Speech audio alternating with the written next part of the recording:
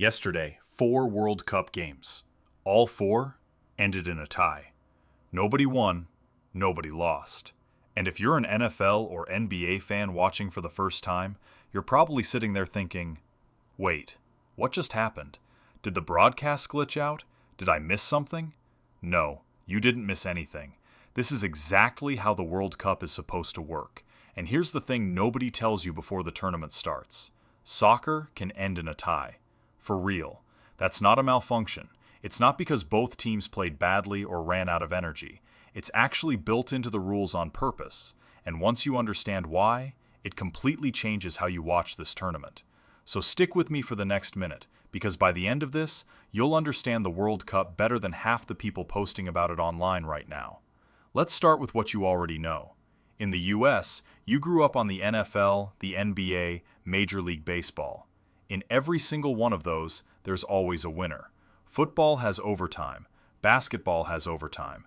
Baseball just keeps playing extra innings until somebody scores. Americans are wired to expect a resolution. But world soccer, especially in this opening phase of the World Cup called the group stage, doesn't work that way at all. Take the match that happened in Dallas, Netherlands versus Japan, 2-2. 90 minutes on the clock, time's up. No extra time, no overtime, no penalty shootout. The referee blows the final whistle, both teams shake hands, and the game just ends. In a tie. Officially. Permanently. Nobody walks away the winner, and nobody walks away the loser. So why would FIFA design it this way? Because in the group stage, they don't need a winner for every single match. What they actually need is to figure out which teams perform the best across 3 games total. And that's where the real secret to understanding this tournament comes in. The point system. This is the one thing you need to lock into your brain right now. Win a game, you get 3 points. Tie a game, you get 1 point. And here's the part that throws Americans off. Both teams get that 1 point. Nobody loses anything. Lose a game, you get 0. That's it. That's the entire system.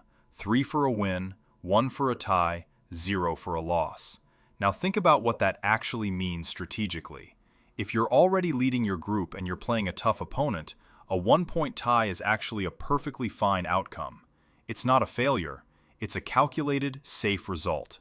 Compare that to going all out for a win, getting caught on a counterattack, and losing, which wipes out all 3 points you could have had. So sometimes, when you see 2 good teams playing it safe in the final minutes and accepting a draw, that's not boring soccer. That's 2 coaching staffs doing math in real time. Every team in a group plays exactly 3 matches against the other 3 teams in their group. After those 3 games wrap up, FIFA simply adds up everyone's points. The top 2 teams with the highest point totals in each group move on to the knockout rounds. And this year, there's actually a twist. With the World Cup expanded to 48 teams split into 12 groups of 4, it's not just the top 2 from each group. The 8 best third-place teams across all 12 groups also sneak into the knockout stage. But that math is a story for another video. Here's the good news for you, American sports fan, because this is where the tournament starts feeling familiar again. Once you get past the group stage, World Cup soccer flips completely and starts looking a lot more like NFL playoffs. In the knockout rounds, round of 32, round of 16, the quarterfinals, the semifinals, and the final itself, ties are not allowed. Somebody has to win. If both teams are still level after 90 minutes, they play 30 more minutes of extra time, split into 2 15-minute halves. Still tied after that? It goes to a penalty shootout. Players step up one at a time and take turns until one team finally comes out ahead. No more shaking hands and walking away even. From this point forward, every single match has a winner and a loser. Full stop. So here's the rule to keep in your head for the rest of the tournament. Group stage. Ties are completely fine, and whoever racks up the most points across those 3 games moves forward. Knockout stage. Somebody wins, even if it takes a nerve-wracking shootout to get there.